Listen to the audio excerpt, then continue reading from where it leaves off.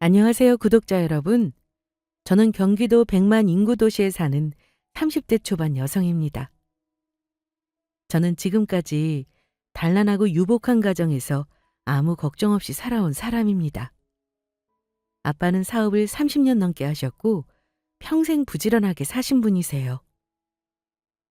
우리 가족이 늘 경제적으로 어려움 없이 살 수 있었던 건 아빠 덕분이라고 생각하고 늘 감사하게 생각합니다.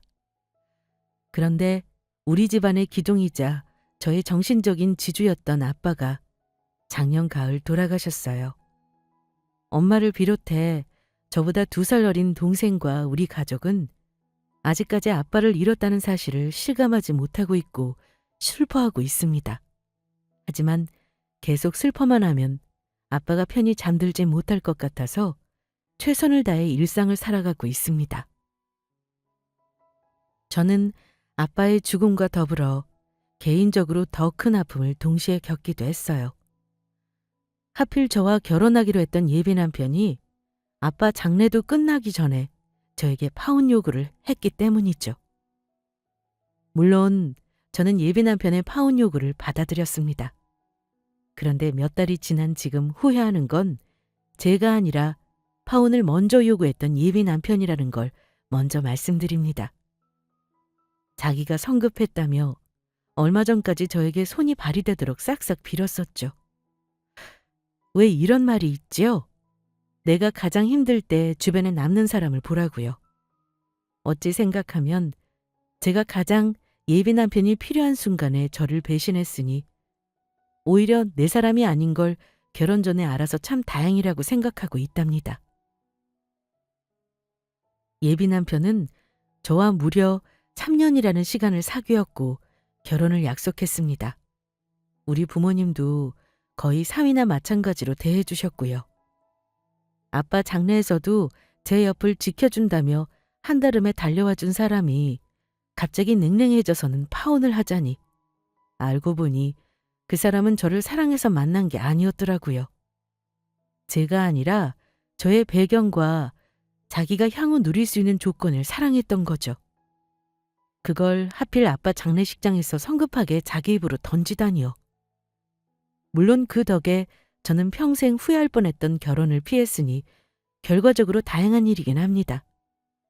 일단 저의 얘기를 간략하게 해야 할 것 같아요. 저는 유복한 가정환경 덕에 하고 싶은 공부나 갖고 싶은 것이 있으면 큰 어려움 없이 하고 싶은 대로 하며 살았어요. 그렇다고 해서 아빠가 자식 말이라면 다 들어주는 분은 아니셨습니다. 제가 해야 할 일을 소홀히 하거나 책임을 다하지 않으면 아빠는 절대 그냥 도와주지 않으셨어요. 한마디로 우리 부모님은 자식에게 최선을 다하시면서도 그냥 쉽게 내어주는 법은 없으셨습니다.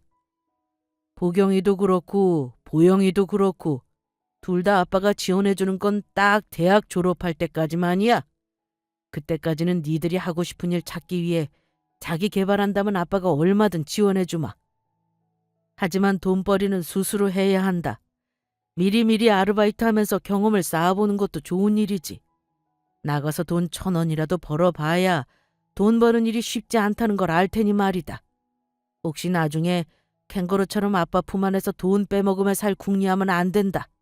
알았니? 그래서 대학 학비 걱정을 안 하는 대신 사회에 한몫하는 사람이 되기 위해 사력을 다해 공부해야 했습니다. 아빠의 가치관이 그랬어요. 자식이라고 부모가 다 해주지는 않는다. 뭐 이런 마인드셨죠. 하지만 아빠는 저와 제 여동생에 대해서는 한없이 약한 분이셨습니다. 제가 대학 졸업하고 2년간 유학을 가고 싶다고 했을 때도 아빠는 제가 벌어가 가란 말을 하셨죠. 하지만 유학 후 저의 계획과 앞으로의 포부를 아빠 앞에서 PPT로 발표까지 하니 아빠 마음이 약해지셨는지 유학 비용도 지원해 주셨습니다.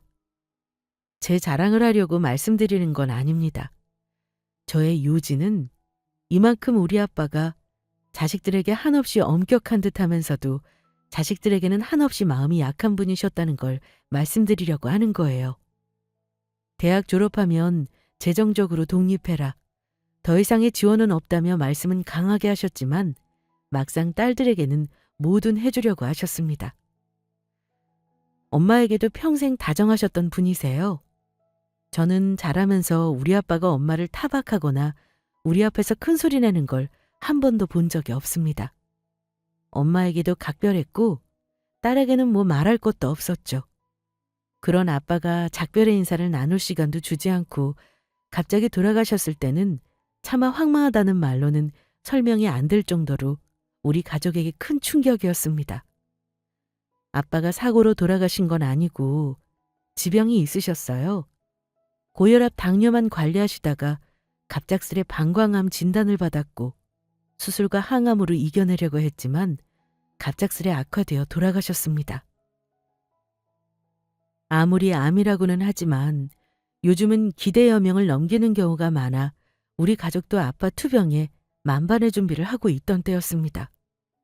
하지만 사람 명줄이라는 건 다 정해져 있는 건지 갑자기 돌아가신 아빠 때문에 엄마는 거의 정신줄을 놓으셨고 저와 제 동생은 슬퍼할 겨를도 없이 상주로서 해야 할 일들을 해야 했죠. 인생에서 큰 이벤트라고 할 것이 별로 없을 정도로 평안한 삶을 살아온 저에게 감당하기 힘든 일임은 분명했습니다. 그런데 느닷없이 예비 남편이 저에게 일방적으로 파혼 선언까지 했던 겁니다. 우리 파혼하자. 내가 왜 파혼하자는지는 네가 더 잘 알지? 긴 말할 거 없어.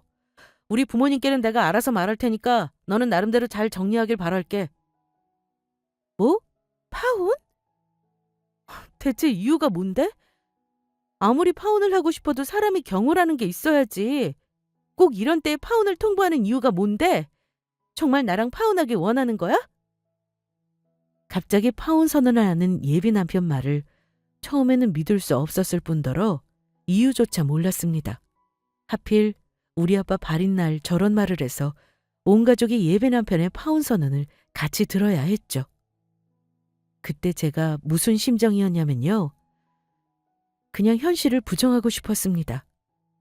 제가 알던 사람이 과연 이 사람이 맞나? 결혼을 약속하고 사랑한다고 믿었던 사람이 과연 맞나 싶었어요. 저는 예비 남편과 사귀는 동안 한 번도 저런 식으로 차갑게 구는 걸 본 적 없어서 더 그런 마음이 들었어요. 저와 사귀고 결혼 준비하면서 예비 남편은 그야말로 결혼만 안 한 애처가 하나 다름없었던 사람입니다. 사랑하는 연인 사이의 가불관계를 따지면 안 된다지만 굳이 말하면 예비 남편이 저에게 쩔쩔맨다고 해야 할까요? 결혼은 그 사람이 먼저 하자고 했고 제가 싫다고 할까봐 전전긍긍하며 예비 시댁에 인사드리러 갔을 때도 혹시 자기 엄마나 식구들이 저 마음 상하게 할까봐 눈을 부라려가며 입단속을 하던 사람입니다. 저는 그때만 해도 그런 예비 남편의 모습을 저를 너무 사랑해서 그렇다고 단단히 착각하고 있었던 거였죠. 예비 남편은 저랑 사회생활하면서 만났어요. 제가 사회 초년생일 때 같은 부서 선배님 학교 후배라며 소개해줬습니다. 솔직히 말해 외모 준수해요. 키도 크고 목소리도 좋고 학교도 그럭저럭 서울 소재 4년제 대학 나와서 대기업은 아니지만 공사에 입사해 먹고 사는데 아무 지장 없습니다. 탄탄한 직장이라고 어른들에게 점수 따기 좋은 조건이고요. 남자친구가 저를 뭐라고 소개받았는지 자세히는 몰라요. 하지만 제가 패션 관련 회사를 다니다 보니 그 선배가 아마 제가 걸치고 다니는 옷, 신발, 시계 등만 보고 어느 정도 사는 집안 딸인 건 눈치챘을 거라 짐작합니다. 나중에 사귈 때 예비 남편이 한 말이 있는데요. 저를 추켜 세운답시고 이런 말을 종종 했더랬습니다. 나는 너 처음에 보고 그냥 있는 집 딸내미가 머릿속에 든 것 없이 부모 덕에 편하게 살던 애구나 했거든? 내가 사람 완전 잘못 봤다는 거 몇 마디 대화해보고 바로 알았지 뭐야? 이건 로또다. 내 인생에 이런 로또는 없다 싶었어. 너 놓치면 다시는 더 괜찮은 여자 못 만날 것 같은 확신이 들었거든. 뭐? 로또라니. 오빠도 참. 내가 로또라기엔 돈이 없는데 왜 그랬을까? 나는 이해가 안 가네? 로또라는 게 뭐 꼭 돈이 많아야 하는 소리겠어? 너라는 사람 자체가 로또라는 거지. 그만큼 나한테는 귀해 보였다는 얘기야. 그래? 나는 그런 말은 또 처음 들어본다. 암튼 나를 로또라고 생각한다니 기분이 썩 좋은걸? 여자 함부로 하는 여자보다야 귀하게 여기는 사람이 당연히 나도 좋아. 저를 귀하게 여기겠다면서 어찌나 너스레를 떨었는지 몰라요. 저한테 막 들이댈 때 사귀는 거 받아들이니 좋아하던 그 모습은 세상을 다 가진 것 마냥 기뻐하는 모습이었는데 그 모습도 제가 좋아서 기뻐한 게 아니라니 참 씁쓸하긴 합니다. 아무튼 본격적으로 그 사람과 교제하면서 사귄 지 1년 만에 결혼하자며 저를 졸랐고 우리 집에도 제법 빨리 인사를 드린 편이에요. 하지만 그때 제 나이가 28살이었는데 부모님은 결혼을 하더라도 조금 더 사귀면서 고민해 보라고 하셨습니다. 우리 부모님께는 먼저 인사도 드리고 밥 얻어먹고 아빠랑 술도 같이 마시고 간 적이 종종 있어요. 하지만 저는 굳이 예비시댁에는 먼저 인사를 하지는 않았습니다. 우리 집에 먼저 인사한 것도 제가 하자고 한 거 아니고 남자친구가 하도 조르고 결혼할 사위로 인정받고 싶다고 해서 간 거예요. 물론 우리 부모님은 처음에 예비 남편 처음 딱 보자마자 마음에 들어 하셨습니다. 어른들은 사람 보는 눈이 있다고 하죠. 하지만 본인 속내를 숨기고 살갑게 구는 것에는 우리 부모님도 여지없이 속을 수밖에 없었던 것 같습니다. 처음 인사로 왔을 때도 마치 우리 집에 여러 번 온 손님처럼 너스레를 얼마나 떨던지요. 아직 결혼말이 나오기 전이었음에도 그 사람 입에서 나오는 장인어른 장모님 소리에 좋아하셨죠. 오히려 예비사위 만나는 우리 엄마랑 아빠가 더 긴장하셨다고 해도 과언이 아닙니다. 아휴, 내가 다 긴장이 되네. 어찌 예비사위는 저렇게 넉살이 좋은데 내가 더 긴장을 하지? 장모님, 긴장하실 거 없습니다. 그냥 30년 전에 잃어버린 아들이 집에 돌아왔다고 생각해 보세요. 얼마나 반갑겠어요. 저를 그렇게 생각해 주시면 됩니다. 예비 남편 넉살에 엄마는 웃으시면서 말씀하셨죠. 아이고, 그래. 그렇게 생각하니까 진짜 집 나갔던 아들이 돌아온 것 같은 기분이구나. 반갑네, 김서방. 결혼 전이지만 우리 얼굴 자주 보세. 엄마는 예비 남편의 넉살에 반하셨고 아빠도 아들이 없어서 그런지 예비 사위를 유독 친근하게 여기셨습니다. 아마도 제가 맞으라 더 각별하셨던 것 같아요. 몇 번 우리 집에 와서 아빠랑 술도 마셨어요. 아빠는 예전에 건강하실 때는 술을 많이 드셨는데 지병이 생기고 나서는 술을 많이 못 드셨습니다. 반주로 한두 잔 정도 마시는 정도였어요. 하지만 예비 남편은 가끔 혀가 꼬일 정도로 아빠가 주는 술을 다 받아먹고 취하기도 했습니다. 한 가지 기억나는 일이 있는데 나중에 파혼하고 나서 생각해보니까 그때 예비 남편을 좀 더 면밀하게 알고 속내를 알 수 있지 않았나 싶습니다. 아빠가 사업한다는 걸 예비 남편은 진작에 알고 있었는데요. 아빠와 종종 사업 얘기를 하다가 조금 황당한 말을 했었거든요. 아빠는 종종 자기 사업을 딸들이 물려받아서 할 깜냥이 안 된다면서 아들 같은 사위에게 물려주고 싶다는 말을 농담 반 진담 반으로 하실 때가 있었어요. 자네 사업하고 싶은 생각은 없나? 우리 딸들이 내 사업에 관심만 있었으면 일을 좀 가르쳤을 텐데 다들 싫다고 하니 말이야. 내가 지금껏 쌓아온 게 너무 아깝지 뭔가. 그래서 나는 똑똑한 사위가 우리 집안에 들어오면 내 사업을 물려줄 생각도 하고 있는데 어떤가? 요즘 세상에 철밥통은 이미 없어진 지 오래니 남자로서 사업 한번 해보는 경험도 좋지 않겠어? 보통 이런 제안을 예비장인이 하면 아마 옳다구나 하고 꽉 물어보는 것이 정상적인 반응일 텐데요. 예비 남편은 예상 외로 손사래를 치며 싫다고 했던 사람이에요. 그런데 그 이유가 좀 황당하긴 했습니다. 장인어른, 저는 장인어른이 사업을 뭘 하든 그건 관심이 없습니다. 제가 사업에 욕심 있는 사람은 아니거든요. 그냥 일신이 좀 편안하게 살고 싶어요.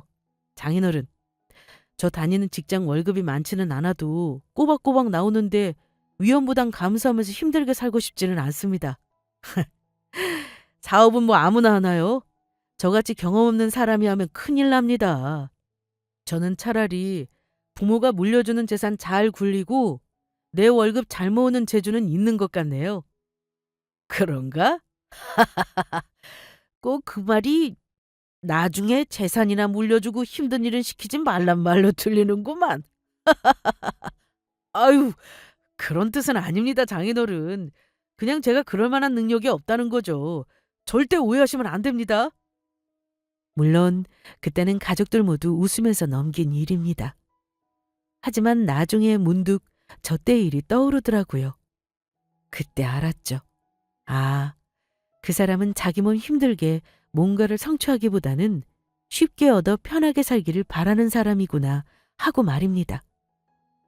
아무튼 처음 우리 가족에게 스스럼 없이 인사를 시키고 나서 사위 노릇을 자처하길래 부모님은 예비 남편을 좋아했습니다. 사위가 아니라 아들 생긴 것 같다면서요.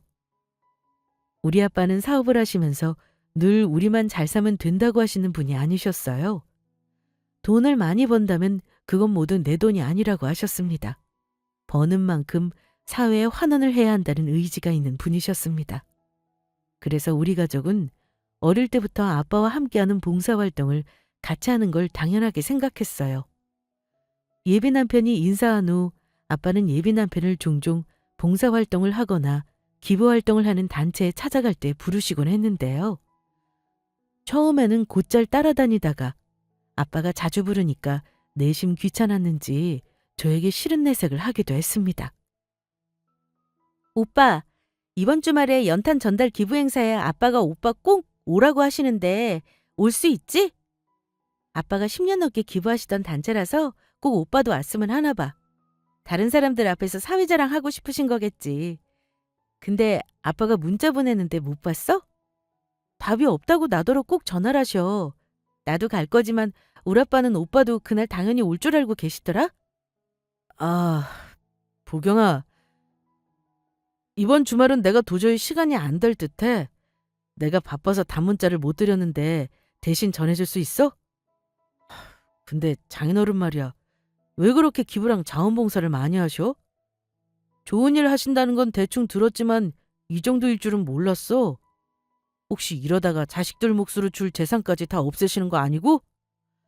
나는 그게 걱정이다. 너한테 줄 몫은 생각하시고 기분이 뭐니 하시는 거 맞지? 그런 말이 어딨어. 우리 아빠가 오래전부터 철칙처럼 하시던 일인데 내가 자식이라고 그 돈 아깝다는 소리는 못하는 거야. 아빠가 재산 우리 안 주고 전부 사회에 기부한다고 해도 내가 뭐라고 할 수 없는 일이야. 왜 오빠가 앞서 나가고 그래? 우리 아빠가 뭐 나한테 재산 물려준다는 말 하신 적도 없구만.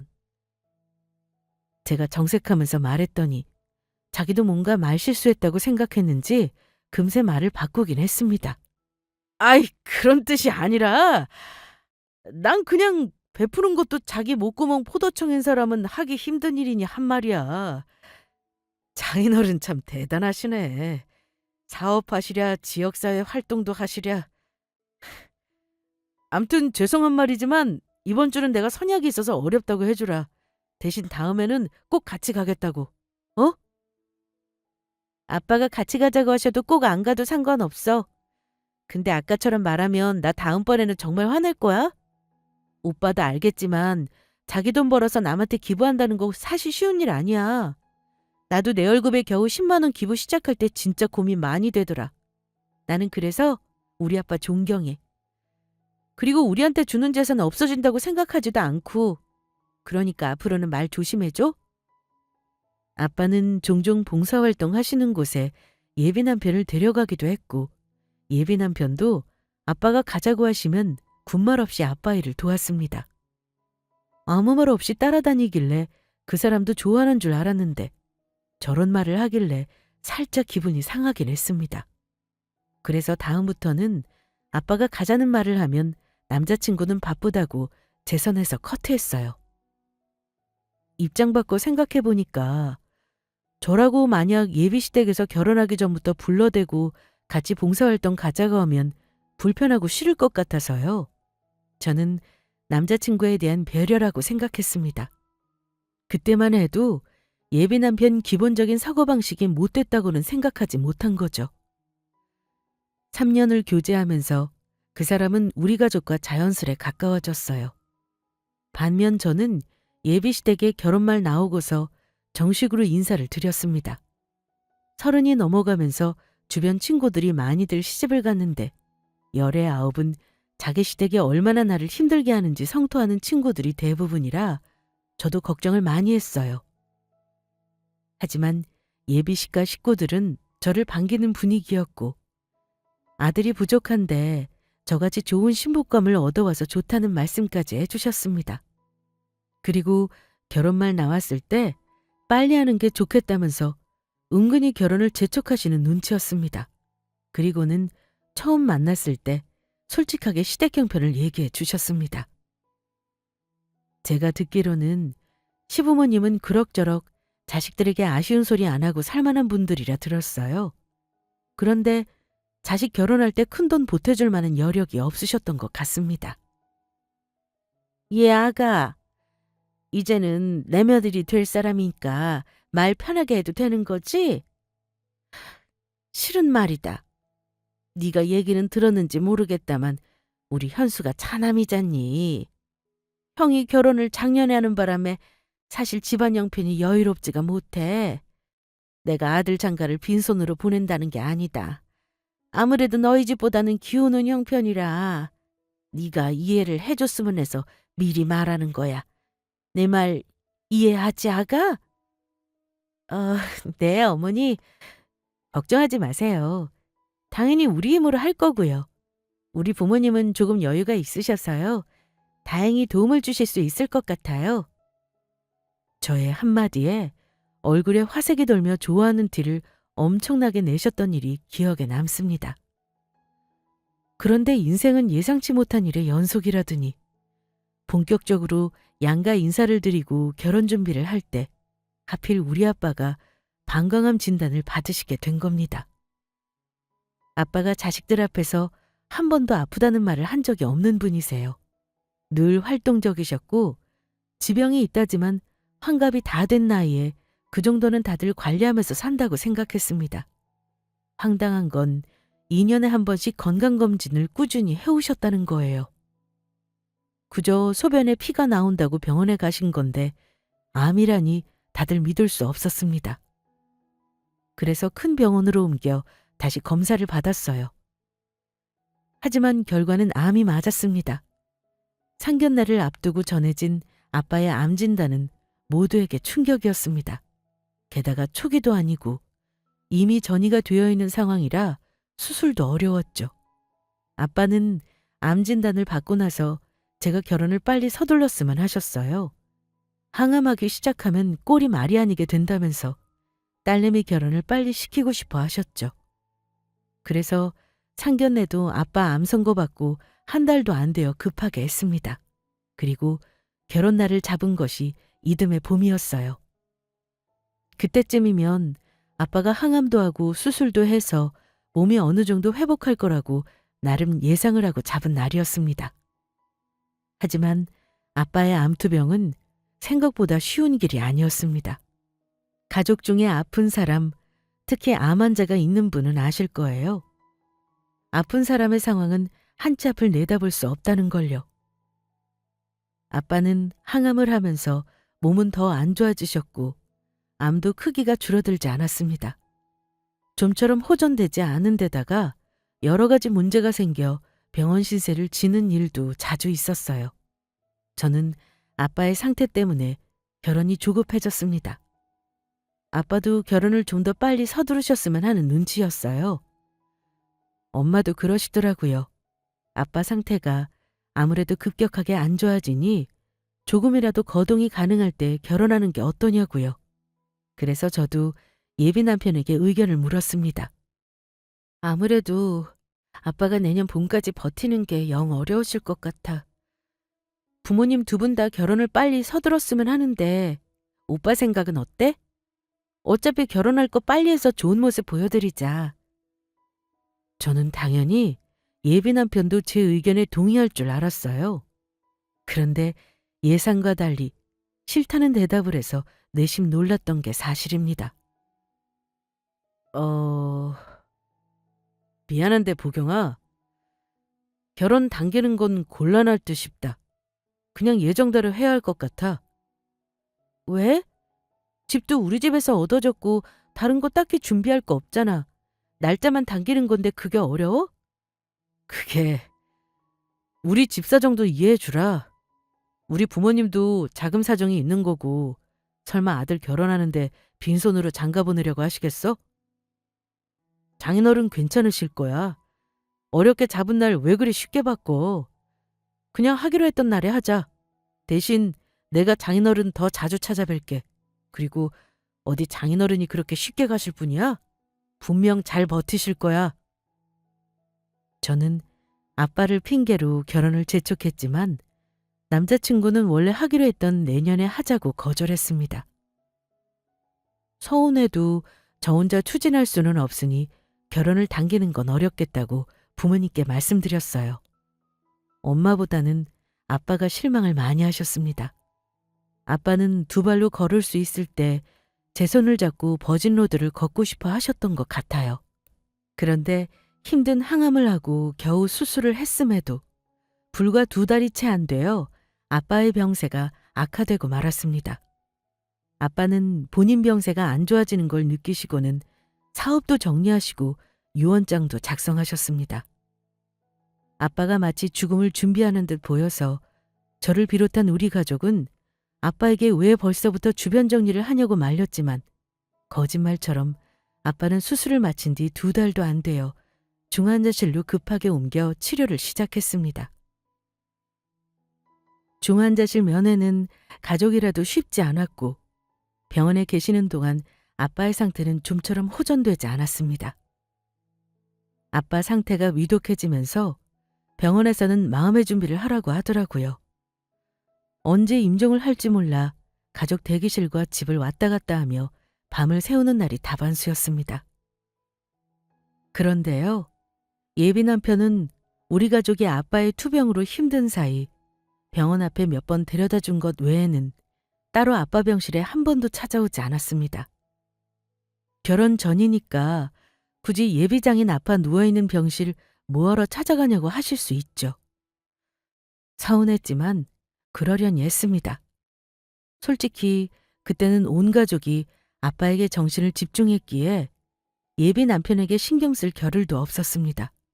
결국 아빠는 중환자실에서 1달하고 2달을 더 버티다가 돌아가셨어요. 중환자실에 들어가시기 전 우리 가족과 얘기 나눈 게 마지막이 되어버린 겁니다. 제대로 된 작별 인사도 없이 아빠를 보내드려야 했습니다. 엄마는 거의 정신줄을 놓다시피 하셨어요. 엄마는 아빠가 아프다는 것도 안 믿긴다고 하셨는데 돌아가셨으니 그 심장이 어떻겠습니까? 아빠 지인들에게 부고를 돌리고 친척들에게도 아빠의 부고를 전하며 저는 동생과 아빠 장례를 준비했습니다. 예비 남편에게도 아빠 돌아가신 소식을 당연히 알렸습니다. 예비 남편은 아빠가 돌아가신 당일 장례식장으로 달려왔습니다. 저는 아빠의 죽음이 믿어지지도 않았고 계속 눈물만 났습니다. 아빠가 이렇게 돌아가실 줄 알았다면 조금 빨리 결혼해서 아빠 소원이라도 들어드릴 걸 그랬다고 얼마나 후회가 되던지요. 예비 남편은 우는 저를 위로해주면서 말했습니다. 보경아, 장인어른이 가족들 고생 안 시키려고 빨리 가신 거야. 그렇게 생각하자. 응? 내가 장례 치르는 동안 옆에서 도와줄 테니까 걱정하지 말고. 너랑 처제는 장모님 챙겨드려. 나머진 내가 다 알아서 할게. 제가 울면서 그랬어요. 이럴 줄 알았으면 우리 결혼 좀 당길 걸 그랬잖아. 아빠는 본인이 잘 아셨던 거야. 얼마 못 버티실 것 같으니까 결혼 빨리 하라고 하신 건데 꼭 그렇게 거절해야 했어? 나 우리 아빠한테 너무 미안하단 말이야. 나는 장인어른이 갑자기 나빠지실 줄 몰랐어. 요즘은 말기암 환자도 5년은 산다길래. 그건 내가 사과할게. 장인어른 정도면 거뜬하게 털고 일어나실 줄 알았지. 그 사람은 제가 결혼 앞당기자는 말을 거절했던 일이 마음에 걸렸는지 빈소 차릴 때부터 계속 제 옆에서 상주 노릇을 자처했습니다.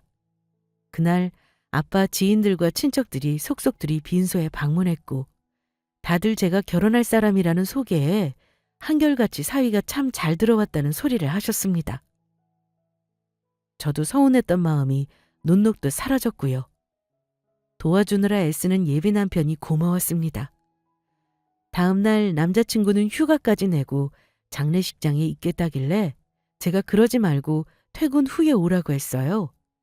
옆에 있어주려는 그 사람이 고마웠지만 결혼도 아직 안 한 사이에 3일 장례 내내 있어주길 바라는 건 제 욕심이라고 생각했습니다. 그날 저녁에는 발인 전날이라 그런지 유독 조문객이 많았습니다. 하필 먼 친척분들까지 둘째 날 전부 저녁 시간에 장례식장에 오셔서 자리를 채워주셨고 큰아버지와 작은아버지는 장례 내내 같이 장례식장을 지켜주실 분들이었습니다. 그날 예비 남편은 우리 친척들에게 이리저리 테이블마다 인사를 다녔습니다. 넉살 좋은 사람이라 스스로 다녔냐면 그렇진 않습니다. 친척들이 제 예비 신랑이라고 하니까 어찌나 궁금해 하시는지 계속 불려다녔던 게 사실입니다. 친척들은 아빠를 잘 아는 분들이셔서 그런지 몰라도 아빠에 대한 얘기도 많이 하셨어요. 그 중에는 우리 아빠 사업 걱정을 하시는 분들도 있었고요. 아마 딸들밖에 없어서 그런 걱정들을 하신 거겠죠. 그날 남자친구 역시 힘들었던 것 같습니다. 시간이 늦어지면서 얼굴이 점점 굳어지시더니 저에게 이러더라고요. 보경아, 나는 이제 그만 가볼게. 오빠 오늘 정말 고마웠어.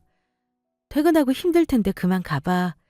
내일이 발인이니까 이제 하루만 더 고생하면 되네. 정말 고마워 오빠. 옆에 있어줘서. 그런데 제가 고맙다는 말을 하자 예비 남편은 어쩐지 대꾸가 없었습니다. 장례식 같이 있어줄 때부터 운구할 사람이 부족하면 친구를 부른다고 했던 사람이라 저는 발인 날은 휴가를 내고 와줄 것이라고 믿고 푹 쉬라며 보내줬습니다. 그런데 다음 날 오전 중에 운구를 해야 하는데 남자친구가 오지 않더라고요. 3명 정도 운구할 사람을 데려온다고 해서 기다리는 중이었는데 무슨 일인지 저의 연락도 받지 않았어요. 제가 한 10통 넘게 전화를 했던 것 같네요. 그때 기다리던 남자친구 전화는 오지 않고 카톡으로 문자 하나가 오더라고요. 오늘 못 가. 너희 아버지 형제분들 많던데 운구는 내가 없어도 되겠더라. 나중에 연락할게. 이렇게 말이죠. 뭔가 찬바람이 쌩쌩 부는 어투라 기분이 나빴습니다. 게다가 발인 당일에 갑자기 연락도 안 되고 문자 한 줄로 오지 않겠다니요. 이건 경우가 아니다 싶어서 한 번 더 전화를 했어요.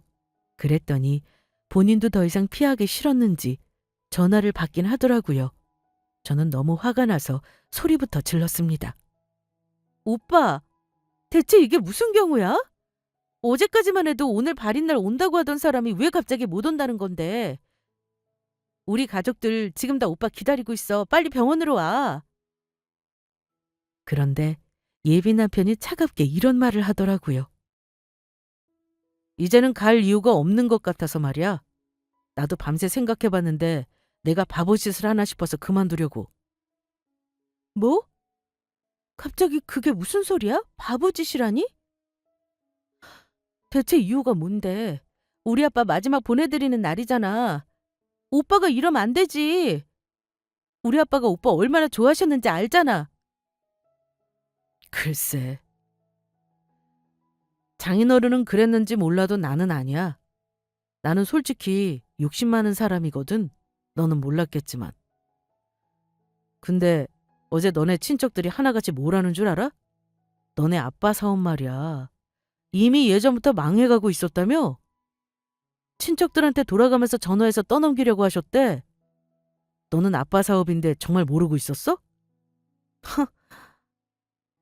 나는 그런 말 금시초문이야. 설사 그렇다는들 그게 무슨 대수인데. 우리 아빠 사업이랑 오빠가 오늘 안 오는 거랑 무슨 상관이냐고? 왜 상관이 없냐? 너 바보야?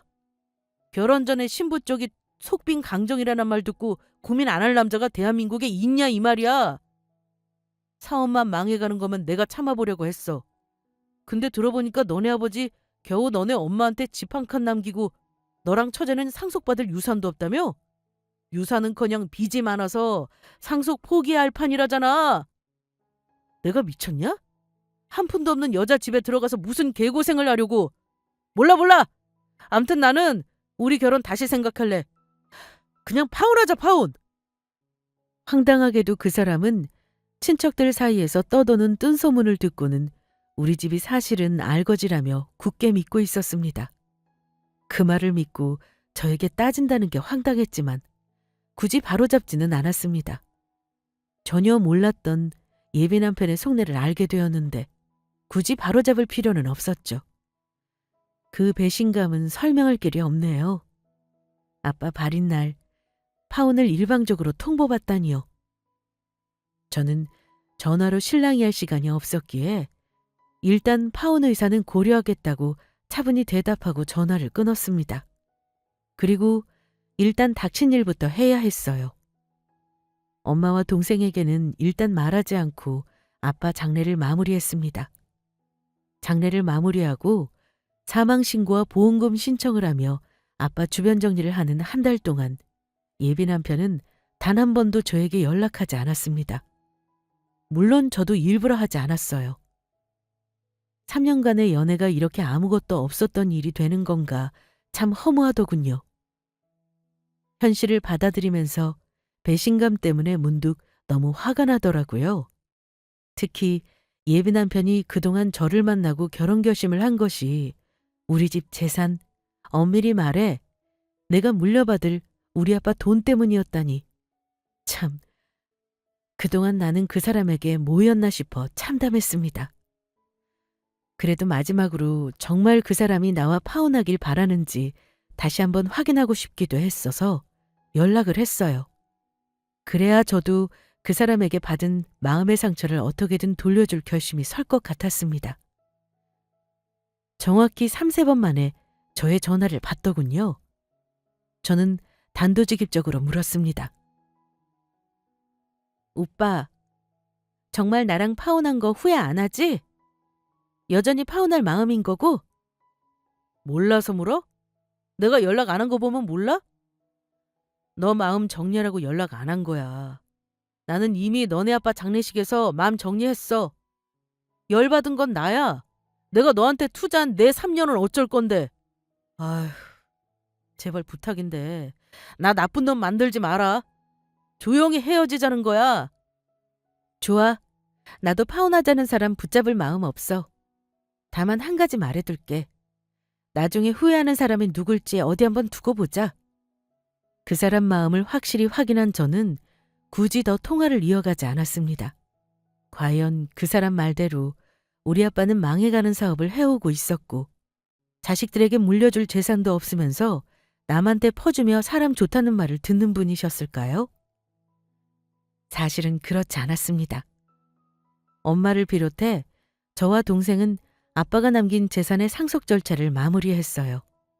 엄마는 살고 계시던 집과 상가 2채를, 저와 동생은 각자 명의로 시가 6억이 넘는 아파트 한 채씩을 상속받았습니다. 물론 현금 자산도 동생과 똑같은 비율로 상속받았어요. 우리 가족들은 파혼한 저를 위로해주면서 진정한 승자는 저라고 했습니다. 아빠가 마지막 선물로 나쁜 놈과 헤어질 기회를 주신 거라면서요. 시간은 파혼한 후 어찌어찌 몇 달이 흘러갔지만 여전히 마음속 배신감은 남아있는 채였습니다. 알지도 못하면서 친척들 말에 마음 흔들린 전 남자친구에게 저도 뭔가 확실하게 한 방을 날려주고 싶었어요. 그래서 저에게 파혼을 선언한 그 사람에게 후회하는 게 누가 될 것인지를 확실히 알려주고 싶었습니다. 단 몇 달이었지만 그 사람은 저를 완전히 털어버린 듯 단 한 번도 문자나 전화를 하지 않았습니다. 파혼 통보는 했지만 정리할 것들이 나름 있었어요. 그 핑계로 제가 그 사람 회사 앞으로 가겠다고 연락을 했습니다. 의외로 쿨하게 그 사람이 잠깐 보자고 하더라고요. 자기도 저에게 돌려줄 것이 있다나요? 그 사람 만나기로 한 날 약속 장소로 무슨 카페를 말하길래 저는 앉아서 얘기 나누기는 싫다고 했습니다. 제가 회사 앞에서 기다리겠다고 했죠. 그렇게 그 사람 퇴근 시간에 저는 제 차 안에서 그 사람에게 연락을 했어요. 그런데 제가 주차하고 있다는 곳에 와서는 한참 동안 두리번거리기만 하고 저를 못 찾더라고요. 그 순간 저는 제 차에서 내려 전 남자친구를 불렀습니다. 여기 있다니까 왜 그리 사람을 못 찾아? 나 안 보였어? 일부러 창문까지 열고 있었는데? 하지만 그 사람은 저와 차를 번갈아 보더니만 입을 벌리고 버벅거리기만 하더군요. 아마 전에는 없던 차, 그것도 신형 벤츠에서 내리는 저를 보고 놀란 듯 했습니다. 상당히 당혹스러워 하더라고요. 네가 왜 이런 차를 타냐는 듯한 눈빛이었죠. 어? 어어. 네가 여기서 내릴 줄은 몰랐지. 어찌 된 거야? 너 좋아 보인다? 너 타고 온 그 비싼 차는 또 뭐고? 너 뚜벅이었잖아. 언제 뽑은 거야? 아, 이 차. 아빠 돌아가시고 내가 상속을 좀 많이 받아서 이참에 하나 뽑았어. 오빠랑 파혼하고 나서 생각이 좀 많았거든. 돈이 있으면 있다는 티도 내고 쓰면서 살아야 대접받는 게 세상이더라. 사랑 관계도 그렇더라고. 아무튼 나는 잘 살고 있어. 오빠가 나 물려받을 재산 없어서 파혼했으니 얼마나 걱정할까 싶어서 말이지. 내 소식은 전해줘야겠다 싶지 뭐야? 나 외제차도 뽑았고 4명의 집도 있어. 물론 돈도 있고. 아마 오빠는 평생 벌어도 못 만질 돈일걸? 그러자 그 사람 얼굴이 묘하게 일그러지는 겁니다. 저기 보경아, 안 그래도 너 만나는 거 굳이 거부 안 한 건 다 이유가 있어. 나도 너 그렇게 파혼 통보하고 마음이 영 안 좋았거든? 근데 오래간만에 너 보니까 잘 만난다 싶다. 일단 우리 이러지 말고 어디 들어가서 얘기할까? 그동안 어찌 지냈는지 얘기도 하고 우리 둘 관계도 의논해보자. 의논 좋아하네. 내가 여기 내 차 자랑하려고 온 거겠어? 오빠가 파혼 일방적으로 통보한 거 누가 후회할 일인지 한 방 먹이려고 온 거야. 차 어때? 오빠 이 차 되게 타고 싶어 하던 차인데. 아쉽지? 3년 사귄 사람을 고작 재산 없다는 말 한마디에 버려? 물론 지금 생각하니까 우리 아빠가 오빠 본심 알려주고 가신 것 같지만 말이야. 암튼 나는 오늘로서 전부 털어버릴 수 있을 것 같아. 오늘 이후로 잠 못 자는 건 오빠일 테니까 말이야. 저는 그대로 차에 올라타 버렸습니다. 그 사람이 가져온 돌려주겠다는 물건은 잘 팔아서 살림에 보태 쓰라고 하고 저는 통쾌한 한 방을 먹인 후 뒤도 돌아보지 않고 그 사람을 스쳐 차를 운전했습니다. 저를 쳐다보는 그 인간 얼굴을 보는데 얼마나 통쾌했는지 몰라요. 그날 이후 상황 혹시 짐작가실까요? 먼저 파혼하자고 했던 놈이 바로 다음 날부터 저에게 전화로 문자로 심지어 집 앞까지 찾아와 자기가 잘못했다면 싹싹 빌었고 다시 만나자고 읍소를 하더군요. 한 번은 우리 엄마에게 소금 세례를 맞고 쫓겨나기도 했습니다. 물론 저는 그 인간 다시 받아들일 생각은 전혀 없었습니다.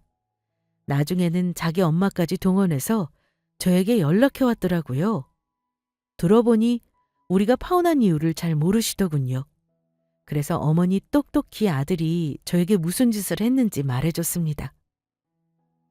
그랬더니만 결국은 연락이 서서히 끊어지더라고요. 아마 지금 이 순간도 그놈은 저에게 먼저 파혼을 통보한 일을 땅을 치고 후회할 거라 생각합니다. 저는 아빠 장례를 치는 와중에 파혼이라는 아픔까지 겪을 때는 왜 저에게 안 좋은 일이 한 번에 일어나는가 싶어 하늘을 원망하기도 했어요. 하지만 지금은 파혼하게 한 건 아빠의 마지막 뜻이었다고 생각하기로 했습니다. 실제로도 그러하고요. 돌아가신 아빠 덕에 못된 놈하고 결혼 안 하길 천만 다행이죠. 저는 당분간 돌아가신 아빠로 인해 많이 힘든 우리 가족을 잘 챙길까 합니다. 저의 파혼 사연은 여기까지 할게요. 끝까지 들어주셔서 감사합니다.